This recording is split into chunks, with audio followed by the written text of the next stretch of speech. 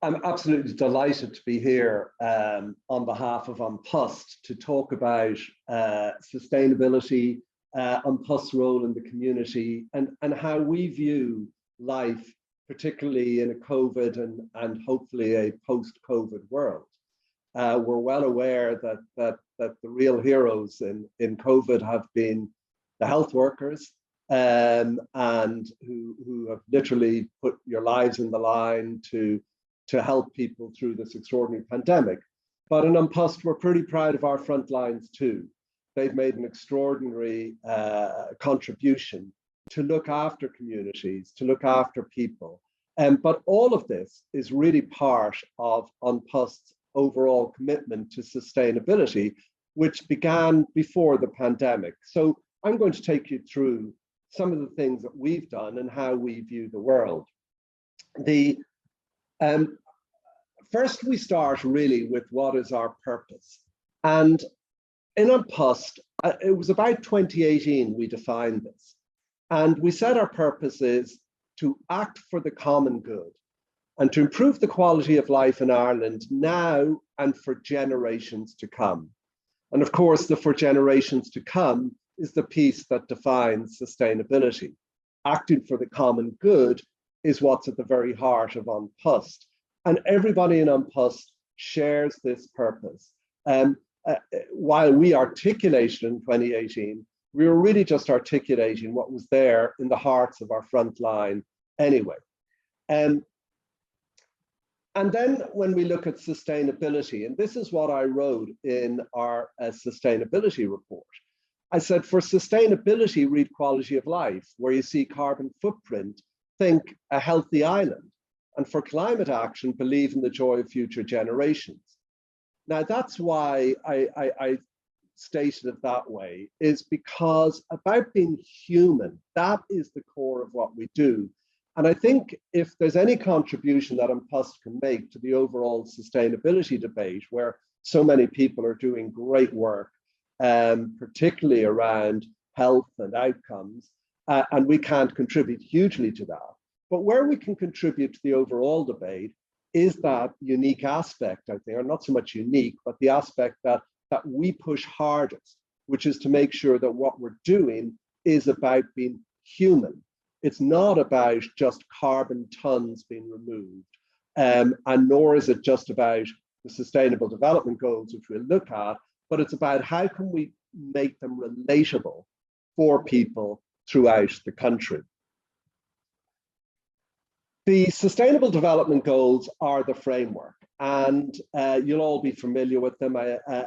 We pick out about 5 from, I think it's about 20 Sustainable Development Goals. And there's 5 that are particularly pertinent to the industry we're in, the logistics industry. At the bottom there, climate action is the one that is most in the headlines because of COP26, but also sustainable cities and communities, decent work, industry, innovation, infrastructure, and responsible consumption and production. Now, we really focus more on 3 of those than the others: climate action, sustainable cities, and decent work. And I'll take you through what we've done on them. And you can see that really in terms of the commitments we make, they're anything from gender balance, and very soon we'll have an exciting 3rd gender pay report where we really have closed the gap. Sustainable investment, to make sure that whatever we're doing going forward is good for the environment. The sustainable communities, which is about the fact that Unpust have people and assets in every single community across the state. It's about electric vehicles as being our major contributor in terms of carbon reduction, and of course, our commitment to be net zero carbon by 2030, and indeed to be at 50% reduction in emissions by 2025 from the original base of 2009. So that is the commitment, net zero emissions from our own operations and achieving that 50% reduction. So the path to that is really a quite dramatic path, as you can see here. Moving from 2009, and we had a lot of folks on property and last mile fleet and on network fleet. So the last mile fleet is the delivery network, what you would expect to see turning up at your home with parcels or letters. And the network fleet runs between the big cities. And you can see we're on a pretty strong path now of decline in reduction of carbon. And we've just, in fact, come off a roadshow. I've come off a roadshow where we've been in Limerick, Cork, and Galway to announce an all 100% emission-free fleet, as we did in Dublin. And that means, in terms of electric vehicles, we've got over 1,000 electric vehicles. An Post is the largest fleet of vehicles in the country, and we now also have the largest fleet of electric vehicles. That's 1,000 out of about 4,000 vehicles that we have. And the reason why they're not all electric is just a question of range. And in rural Ireland, the vehicles need to be able to go in a longer range. But gradually what is happening, and which I think is a real thing about sustainability, is as all of us push hard to make it a better society, a better place, a better world, that actually technology catches up pretty fast. So one of the things we mentioned here, we've Ireland's first 7.5-ton electric truck. That's quite a small truck. We've actually now got a couple of those. But what we're experimenting with now for the last piece is that network fleet, which is the heavy goods vehicles. There aren't good electric heavy goods vehicles. So we've experimented with hydro-treated vegetable oil. Now, I don't want any of you putting vegetable oil into your car. It needs to be treated a certain way. But that will actually remove about 90% of the emissions from the HGV fleet. And then, of course, with all of that, you've got to install chargers and everything. But most of all, you've got to bring your people with you. And for us, that's bringing our great postmen and postwomen to retrain them, to get them to use electric vehicles, get them to understand the charging regime, when they need to be charged, and all of that. And so it's a massive credit to all of them that we've managed to go so far. But the one which actually I think is most important in the end is this one, which is decent work. And here I make a very clear distinction between us and between some other delivery companies, for example, Amazon Logistics, who work in gig economy. I happen to be very anti-gig economy. I don't think it's good for people. I don't think it's good for society. Gig economy is where, in terms of big companies like Amazon, is saying they're not employees, we'll pay them per parcel that's delivered. That means we don't pay pensions, we don't pay sick pay, and therefore their costs are obviously going to be about 30% lower than on-post costs for any company that wants their parcels delivered. So it's a real battle for us, but we're committed to decent work, because here's the problem. If these people aren't employees, they're still going to need a pension when they're older, and that's going to have to come from the state. And only because we've got a health service, and a great health service put under huge strain by COVID, but only because we've got an element of a free health service, that is possible to not pay sick pay for people. So we pay sick pay, we pay pensions, because we believe that's the right thing to do. It's right for our employees. They're professional, they're uniformed, they're trained. And that's a key part of our commitment going forward. So we're very proud of that in Unpost. It doesn't make life easy for us commercially, but we're really committed to it. I also talked about us narrowing the gender pay gap, and that's all about bringing more people into, more talent into Unpost.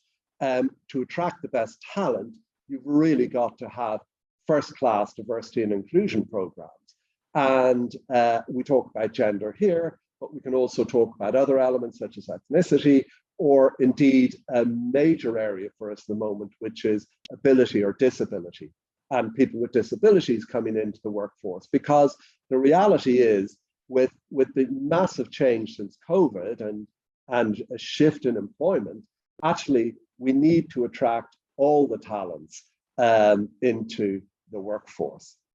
So decent work to us is as much part of sustainability, because it's about people being able to raise families, live in their communities, or be with their partners, or whatever way they want to live, but being able to do so confident that their work provides them with that level of security. In terms of sustainable cities and communities, this is something that comes very naturally to An Post. The postmen and postwomen are the ones who, for example, in the bottom right, you'll see community focus, where we call in on the elderly and vulnerable during COVID lockdowns. But of course, postmen and postwomen do this anyway. All we did simply was create a website where somebody could register their parents or whoever they might be and say, could you look after them and see if they're okay? And we'd call in on them once a week. And so I think it's a great way of corporately backing that heart that is in our front lines. But for us, it's anywhere we can add value, any initiative. I'd point here to Address Point, this great, very smart idea. And in this picture, is Debbie Byrne with one of our customers, and Debbie Byrne came up with this idea. We're saying let's give homeless people an address, and it's an address so that they can get called for health appointments or they can get called for a job, and it doesn't say, and they can pick it up at the post office, but it doesn't say Helen Smith, Post Office O'Connell Street. It will say Helen Smith, The Cedars, 21 O'Connell Street. And we have codes so that we know what to do with them. And that gives great dignity to people, but it's also practically very useful. We do a whole load of things, particularly around literacy, the Dolly Parton Library, things like this. So wherever we can find something that we can do in the community, that we see as being an essential part, because if our communities are strong, our employees are strong, then we start building a sustainable world. So our community focus are things like, as I've mentioned, requesting a check-in, keeping the elderly connected, working with businesses, because SMEs are very important to us and how we can help them to trade and transact with people across Ireland or indeed across the world is really important to us. But then things such as care homes, where we gave free postage and free delivery from care homes out into the community and indeed into care homes during lockdown. These are natural things to do that, yes, there's a cost for us in the short term, but longer term, we believe it greatly improves the fabric of communities. Then responsible consumption and production. This is all about circular economy. We've a lot more work to do here. There are things like procurement, recyclable packaging. A great one, we recycle the delivery bikes. When we moved people onto electric vans to be able to deliver parcels, you can't deliver parcels on bicycles, we gave the delivery bikes to loads of charities. And so I love seeing people cycling around in our bikes around town. But they're the sort of things, but the circular economy piece is now where our major focus is going to be. So that really brings me to in the end, really, our strategy. Our strategy we've stated is to accelerate our journey, having a positive environmental impact, equality for all, and create everyday opportunities for consumers to live a more sustainable life. Our vision to make sustainable living commonplace in Ireland. How can we help people? Green Hub is a great idea where we provide the lowest cost retrofit loans, but it's also a one-stop shop. We can provide the builders and everybody else to be able to make your own home more sustainable. And then, of course, using recycled packaging, we build circular economy, and that way we bring everybody in. And we're obviously, we do it for our citizens, local communities, businesses, and government, and we do it through our staff and our network and our partners. So our purpose is clear: to act for the common good, to improve quality of life now and for generations to come. I very much hope that that is aligned with the vision that you all have in the health service. And the vision that you have for the future of this country. I think it's incredibly important that we maintain that real Irish facility to be very human, to avoid jargon, but to be serious about what we're doing, to make real commitments, and so that we have a country that we can say 10 years, 20 years, 30 years from now is a country that's going to be the best country possible to live in. Thank you all very much.